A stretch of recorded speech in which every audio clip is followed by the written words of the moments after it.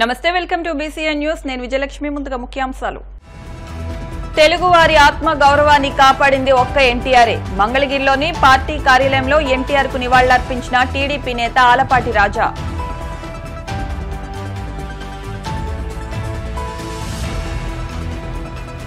తెలుగు రాష్ట్రాల్లో ఘనంగా ఎన్టీఆర్ జయంతి వేడుకలు ఎన్టీఆర్ ఘాట్లో నివాళులర్పించిన కుటుంబ సభ్యులు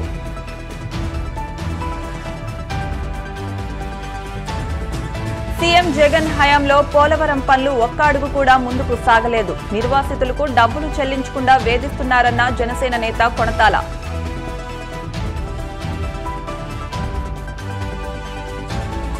వాడపల్లి వెంకన్న ఆలయంలో ప్రత్యేక పూజలు మంగళ వాయిద్యాల నడుమ శ్రీ స్వామి అమ్మవార్లకు మేల్కొల్పు సేవ ఐశ్వర్య లక్ష్మీ హోమం ఎన్టీఆర్ జయంతిని ఆయన కుటుంబంతో పాటు తెలుగు రాష్ట్రాలు పెద్ద ఎత్తున నిర్వహిస్తున్నాయి టీడీపీ నాయకులంతా జయంతి వేడుకల్లో పాల్గొంటున్నారు తాజాగా ఎన్టీఆర్ కు నివాళి అర్పించిన టీడీపీ సీనియర్ నాయకులు మాజీ మంత్రి ఆలపాటి రాజేంద్ర ప్రసాద్ మీడియాతో ముచ్చటించారు తెలుగు వారి ఆత్మ గౌరవాన్ని కాపాడింది ఎన్టీఆర్ మాత్రమేనని పేర్కొన్నారు ఎన్టీఆర్ కళారంగం నుంచి రాజకీయ రంగంలోకి ప్రవేశించడమే తెలుగు ప్రజలకు చేసుకున్న అదృష్టమన్నారు భారతదేశ రాజకీయాల్ని ఒక మలుపు తిప్పిన వ్యక్తి ఎన్టీఆర్ అని కొనియాడారు దేశవ్యాప్తంగా ప్రతిపక్ష పార్టీలన్నింటినీ ఒకే వేదికపైకి తీసుకువచ్చిన వ్యక్తి ఎన్టీఆర్ మాత్రమేనని అన్నారు తెలుగు జాతి గర్వపడేలాగా గర్వించదగ్గ మహానుభావులు స్వర్గీయ నందమూరి తారక రామారావు ఆయన ఒక యుగ పురుషుడు ఈనాడు తెలుగు జాతి యొక్క ఆత్మగౌరవాన్ని భాషని కాపాడటమే కాకుండా తెలుగు జాతి గౌరవాన్ని కాపాడినటువంటి ఏకైక వ్యక్తి అన్న నందమూరి తారక రామారావు కళారంగంలో ఆయన ఒక కిరీటి కళారంగం నుంచి రాజకీయ రంగ ప్రవేశం ఆనాటి రాజకీయ నాయకుల్లో ఒక సంచలనం 83లో రంగులు వేసుకునే వారికి రాజకీయాలు ఎందుకని చెప్పి అన్న మాటలకి ఏ రకంగా రాజకీయాన్ని చేయొచ్చు రాజకీయాలు ఏ రకంగా ఉండాలి అని చెప్పి సూచించడమే కాకుండా శాసించినటువంటి వ్యక్తి భారతదేశ రాజకీయాలకే ఒక మలుపు తిప్పినటువంటి వ్యక్తి ప్రతిపక్ష నేతలందరినీ కూడా ఒక చోటకు చేర్చినటువంటి మహనీయుడు నందమూరి తారక రామారావు మనం కాలం గురించి ఏ రకంగా ఆఫ్టర్ క్రైస్ట్ బిఫోర్ క్రైస్ట్ అని చెప్పుకుంటామో రాజకీయాల్లో మనం చెప్పుకోవాలంటే తెలుగుదేశం ముందు తెలుగుదేశం తర్వాత అని చెప్పి చెప్పుకోవాల్సినటువంటి అవసరం ఆవశ్యకత ఈ రాజకీయంలో ఉంది అని చెప్పి నేను అనుకుంటా ఉంటాను ఆ రోజు ఆయన రాజకీయ రంగ ప్రవేశం చేయటమే కాకుండా ఎంతోమంది నిజమైన కొత్త రక్తాన్ని రాజకీయ ప్రవేశం చేసి రాజకీయాలంటూ ఏబిసిడ్లు కూడా తెలియని వాళ్ళకి ఎవరైతే చదువుకున్నారో విద్యార్థులుగా ఉన్నారో ఎవరైతే ఈ సమాజాన్ని పట్టిన చీడని పీడని వదిలించగలిగిన సమర్థత ఎవరికైతే ఉందో ఆ రకంగా గుర్తించి రాజకీయ రంగ ప్రవేశం చేయించినటువంటి ఘనత అన్న నందమూరి తారక రామారావుది అయినా ఓడిపోయినా కూడా అలుపెరగని పోరాట యోధుడు మరలా 94లో గెలవటమే కాకుండా ప్రజాస్వామ్య పరిరక్షణలో ఆ రోజున మరి ఎన్నో ఒడిదుడుకులు ఎదురైనా కూడా మరలా తిరిగి అధికారాన్ని కైవసం చేసుకొని ఆనాడు ఎవరు కూడా ధైర్యం చేయనటువంటి సాహసం చేసినటువంటి వ్యక్తి ఆనాటి ఇందిరాగాంధీ స్వర్గీయ శ్రీమతి ఇందిరాగాంధీ గారిని నిలదీసి ఫెడరల్ సిస్టమ్ని ఫెడరల్ సిద్ధాంతాన్ని రాష్ట్రాల యొక్క హక్కుల్ని కాపాడుకోవాలి అని చెప్పి మొట్టమొదటిగా మాట్లాడినటువంటి వ్యక్తి రాజకీయ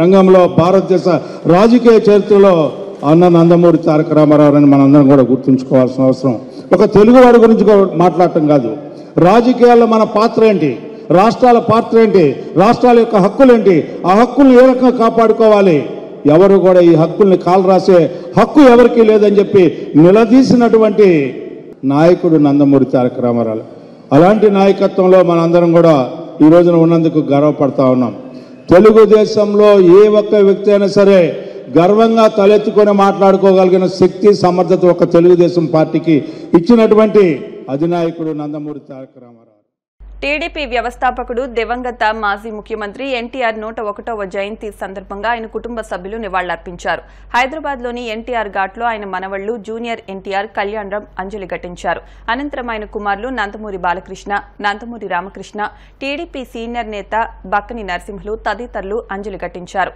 ఈ సందర్భంగా బాలకృష్ణ మాట్లాడుతూ రాజకీయ చైతన్యం తీసుకొచ్చిన మహనీయుడు ఎన్టీఆర్ అని కొనియాడారు తెలుగువారి ఆరాధ్య దైవం ఎన్టీఆర్ అని ఆయన స్ఫూర్తిని ఎంతో మంది అందిపుచ్చుకున్నారు మెచ్చుకున్నారని బాలకృష్ణ గుర్తు చేశారు.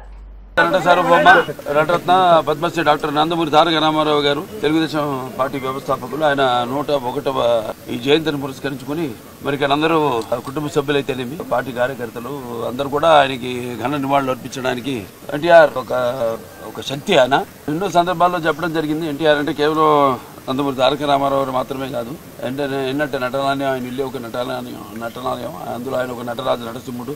టీ అంటే తారామండలంలో తారక ధ్రువ తారకుడు, ఆర్ అంటే రాజర్షి రారాజు రాజకీయ దురంధర యుగంధరుడు, రమణీయ రమ్య కమనీయ సౌమ్య గుణధాముడు. ఆయన మొత్తం మొదటి నుంచి కూడా చూస్తే ఈ జీవిత ప్రస్థానం ఒక మామూలు రైతు కుటుంబంలో పుట్టి ఎన్ని ముందు అవకాశాలు కూడా కాదు అని ముందు చదువుకే ప్రాధాన్యత ఇచ్చి ఆయన చదువు పూర్తి చేసుకున్నాక ఈ చలనచిత్ర ప్రవేశంలోకి అడుగు పెట్టడం జరిగింది. చలనచిత్ర రంగంలో ఆయన ప్రస్థానం గురించి చెప్పనవసరం లేదు. ఎన్టీఆర్ అంటే ఒక నటనకు నిర్వచనం, ఎన్టీఆర్ అంటే ఒక నవరసాలకు ఒక అలంకారం, ఎన్టీఆర్ అంటే నటనకు ఒక విశ్వవిద్యాలయం. తర్వాత ఆయన ఈ రాజకీయ రంగ చలనచిత్ర పరిశ్రమలో మకుట లేని మహారాజుగా ఉన్నప్పుడే చలనచిత్ర పరిశ్రమ నుంచి నిష్క్రమించి ఇటు చాలా రాజకీయ రంగ ప్రస్థానం చేయడం జరిగింది. ఎన్టీఆర్ అంటే ఆ తర్వాత నవశకానికి ఒక ఆరంభ మంత్రం, ఒక నవజాతికి మార్గదర్శకం. అలాగే ఎన్టీఆర్ అంటే నానా జాతులకు దైవ సమానం. ఎంతో మంది ఆనాడు ఒకే పందాలు వెళ్తున్న రాజకీయాలను మార్చి ఎంతో మంది ఎవరైతే అంటే అంతకుముందు ప్రతి తెలుగు బిడ్డ, ప్రతి తెలుగు మట్టి గడ్డ కూడా నేను తెలుగు వాడని సంగర్వంగా చెప్పుకునే దమ్ము, ధైర్యం, సత్తువ, తెగువ, అలాగే అహంకారానికి తానబెట్టి పదును పెట్టి బయటకు వచ్చి చెప్పించిన ఒక తెలుగు తేజ నందమూరి తారక రామారావు గారు. అంటే ప్రతి తెలుగు బిడ్డ బొడ్డు ఉడక ముందే రాజకీయ చైతన్యం తీసుకొచ్చింది నందమూరి తారక రామారావు గారు. అలాగే అంతకుముందు ఎంతో మందికి రాజకీయాల మీద పెద్ద ఆసక్తి ఉండేది కాదు, అలాగే చాలా మంది తెలిసేది కాదు అసలు రాజకీయాలు అంటే ఏంటో. అటువంటిది ఒక రాజకీయ చైతన్యం తీసుకొచ్చి కేవలం రాజకీయాలకు కొంతమందికే పరిమితమైన ఈ రాజకీయాల్లోకి అటు డాక్టర్లు అయితేనేమి, లాయర్లు అయితేనేమి, గ్రాడ్యుయేట్లు అయితేనేమి, పోస్ట్ గ్రాడ్యుయేట్లు అయితేనేమి, అలాగే అభిమానులు అయితేనేమి అందరిని కూడా రాజకీయాల్లోకి తీసుకొచ్చి మరి అంతవరకు ఈ యొక్క అధికారంలో ఉన్న పదవులకు దూరంగా ఉన్న బడుగు బలహీన వర్గాలు అయితేనేమి, వెనకబడిన తరగతులు, అలాగే తాడిత పీడిత కులాలు అయితేనేమి, మైనారిటీలు అయితేనేమి అందరూ కూడా తీసుకొచ్చి సాధారణంగా ఆహ్వానించి అధికారంలో ఉన్న పదవులతో అలంకరించిన మహానుభావుడు నందమూరి తారక రామారావు గారు. రాజకీయ రంగంలోకి వచ్చాక అధికారాన్ని పార్టీ పెట్టి 9 నెలలకి అధికారాన్ని చేజిక్కించుకుని మరి తర్వాత ఆయన ప్రవేశపెట్టిన ఎన్నో పథకాలు ఎన్నో సాహసోపేతమైనవి, ప్రజలకు ఉపయోగపడేవి, అలాగే ఎంతో సానుకూలమైనవి. ఎన్టీఆర్ రాజకీయాలకు రాకముందు, ఎన్టీఆర్ రాజకీయాల్లోకి ఇచ్చాక ఆయన ప్రవేశపెట్టిన పథకాలు వాటిని ప్రవేశపెట్టి అమలు పరుస్తూ ముందుకు వెళ్ళడమే తప్పితే ఇప్పుడు ఉన్న పార్టీలకు రాష్ట్రంలోనే కాదు దేశంలో కూడా చూసినా మనం ఒక విప్లవాత్మకమైన సంస్కరణలు. సీఎం జగన్ హయాంలో పోలవరం పనులు ఒక్క అడుగు కూడా ముందుకు సాగలేదన్నారు అనకాపల్లి ఎన్డీఏ కూటమి జనసేన ఎమ్మెల్యే అభ్యర్థి కొణతాల రామకృష్ణ. పోలవరం నిర్వాసితులకు డబ్బులు చెల్లించకుండా వారిని వేధిస్తున్నారన్నారు. 5 ఏళ్లుగా ఉత్తరాంధ్ర అభివృద్ది కుంటిపడిందని, కనీసం వంశధార, సుజల స్రవంతి ప్రాజెక్టులు పూర్తి చేయలేకపోయారని ధ్వజమెత్తారు. ఇది జగన్ చేతకానితనానికి నిదర్శనమన్నారు. ప్రాజెక్టులపై జగన్ ఎంత ఖర్చు చేశారో లెక్కలు చూపించాలని డిమాండ్ చేశారు. కూటమి ప్రభుత్వం వచ్చిన తర్వాత ఇరిగేషన్ ప్రాజెక్టులకు పెద్ద ఎత్తున నిధులు కేటాయించి పూర్తి చేస్తామని కొణతాల చెప్పుకొచ్చారు. త్వరలోనే పవన్ కళ్యాణ్ గారు ఏదైతే ఆశించారో, ఏ రకమైనటువంటి ప్రభుత్వం రావాలని కోరుకున్నారో, పరిపాలన దక్షత కలిగినటువంటి చంద్రబాబు నాయుడు గారిని ముఖ్యమంత్రి కావాలని కోరుకొని బీజేపీని కూడా పొత్తులో భాగస్వామ్యం చేసిన ప్రయత్నం సఫలీకృతం కాబోతా ఉంది. త్వరలోనే చంద్రబాబు నాయుడు గారు ముఖ్యమంత్రిగా ప్రమాణ స్వీకారం చేయబోతా ఉన్నారు. ముఖ్యంగా ఇరిగేషన్ ప్రాజెక్ట్స్ ఏవైతే ఉన్నాయో, ఉత్తరాంధ్ర అనేసరికి బాగా వెనుకబాటుతనానికి ప్రతినిధిగా మిగిలిపోయింది. వలసలు ఎక్కువగా ఉంటున్నటువంటి ప్రాంతం ఏదైనా ఉందంటే ఈ రాష్ట్రంలో ఉత్తరాంధ్ర. అత్యంత తక్కువ శాతం విద్యా అవకాశాలుండి, లిటరసీ రేట్ తక్కువగా ఉండి, ఆదాయ వనరులు తక్కువగా ఉండి, వ్యక్తిగత ఆదాయం తక్కువగా ఉన్నటువంటి ప్రాంతం ఉత్తరాంధ్ర. ఈ ఉత్తరాంధ్ర అభివృద్ధి సాధించాలంటే మళ్ళీ మనకి ఎక్కువ శాతం వ్యవసాయం మీద ఆధారపడినటువంటి కుటుంబాలు ఎక్కువ ఉన్నాయి. అవి కూడా చిన్న చిన్న కమతాలుగా ఉన్నటువంటి కుటుంబాలు. అటు వంశధార కానీ, నాగావళి కానీ, జంజావతి కానీ, రామ్ తీర్థ్ సాగర్ కానీ, అదేవిధంగా ఇక్కడ ఉన్నటువంటి ఇతర ప్రాజెక్టులు, ఉత్తరాంధ్ర సుజల స్రవంతి కానీ, ఈ ఏ ప్రాజెక్టులు కూడా పూర్తి స్థాయిలో చేపట్టలేనటువంటి పరిస్థితులు ఉన్నాయి. ముఖ్యంగా ఉత్తరాంధ్ర సుజల స్రవంతి ద్వారా 8 లక్షల ఎకరాలు ఈ 3 జిల్లాలకి సాగునీరు వస్తాదని ఎంతో ఆశతో ఎదురు చూసాం. ఆనాడు వైఎస్ రాజశేఖర రెడ్డి గారు ముఖ్యమంత్రిగా ఉంటుండగా దానికి 7,200 కోట్ల రూపాయలు మంజూరు చేసి శంకుస్థాపన కూడా వేయటం జరిగింది. కానీ దురదృష్టం ఏంటంటే ఆ ప్రాజెక్టు రాజశేఖర రెడ్డి కుమారుడిగా ముఖ్యమంత్రిగా వచ్చాక ఈయన పూర్తి చేస్తాడని ఎంతో ఆశతో ఎదురు చూసాం. చంద్రబాబు నాయుడు గారు 2,000 కోట్ల రూపాయలు మంజూరు చేసి 4 దశల్లో పూర్తి చేస్తానని వారు ముందుకొచ్చి టెండర్లు పిలిచినా ఆ ప్రక్రియ ఏమాత్రం కూడా ముందుకు వెళ్ళలేదు. ఈ 5 సంవత్సరాల్లో ఉత్తరాంధ్ర సుజల స్రవంతికి ఇప్పుడున్న ప్రభుత్వం ఖర్చు పెట్టింది 5 కోట్ల రూపాయలు.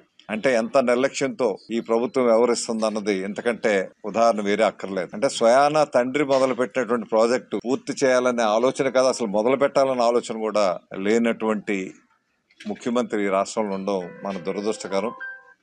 ఒకవైపు పోలవరం ప్రాజెక్టు రాజశేఖర రెడ్డి గారు మొదలు పెడితే చంద్రబాబు నాయుడు గారు అది పూర్తి చేయడానికి సుమారు 72% పూర్తి చేయడానికి కావాల్సిన విధంగా ఆయన ప్రాజెక్టు తీసుకువెళ్తే ఈ ప్రభుత్వం వచ్చాక కనీసం మిగతా 2023 కంతా ఈ ప్రాజెక్ట్ పూర్తవుద్ది అనుకున్న పోలవరం, కానీ ఉన్నటువంటి ప్రాజెక్ట్ ఏ పనులు చేయకపోవటం వల్ల అక్కడ ఆల్రెడీ కట్టినటువంటి కాఫర్ డ్యామ్ డ్యామేజ్ అయింది, ఎర్తకం రాక్ ఫిల్ డ్యామ్ కూడా డ్యామేజ్ అయింది. ఏ పనులు కూడా పోలవరం జరగలేదు. నిర్వాసితులకి ఇచ్చే డబ్బు కూడా ఇవ్వలేనటువంటి పరిస్థితి ఉంది. ఉత్తరాంధ్రకు సంబంధించి గత 5 సంవత్సరాల్లో ఈ ప్రభుత్వం ఇచ్చేది సుమారు 3,200 కోట్ల రూపాయలు బడ్జెట్ లో కేటాయించింది. కడప జిల్లా ప్రొద్దుటూరు ఎన్డీఏ కూటమి టీడీపీ ఎమ్మెల్యే అభ్యర్థి నంద్యాల వరదరాజులరెడ్డి ఆధ్వర్యంలో ఎన్టీఆర్ 101వ జయంతి వేడుకలు మినీ మహానాడు కార్యక్రమాన్ని ఘనంగా నిర్వహించారు.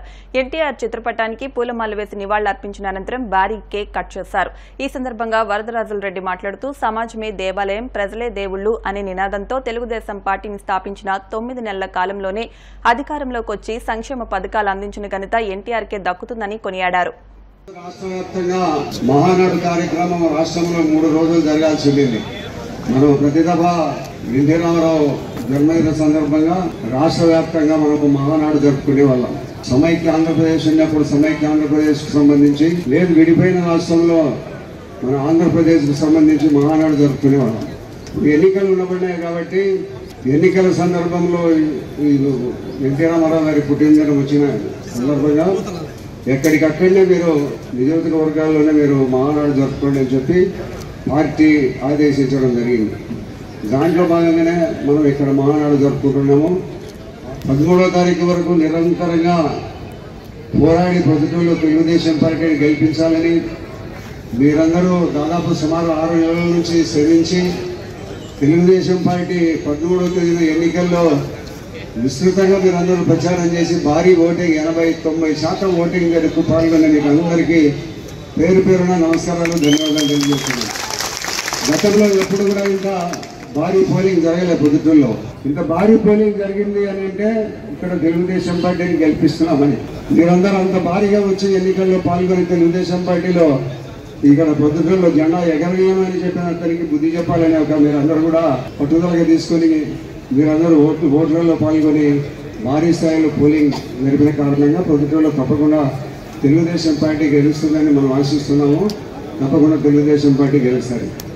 కాబట్టి ఎన్టీ రామారావు గారు పుట్టిన తర్వాత నిమ్మకూరులో ఆయన జీవితం అంతా కూడా చాలా కష్టాలు పడ్డాడు. జీవితంలో కష్టాలు పడినప్పటికీ ఆయన నిరంతరం ఒక పోరాట యోధుడు.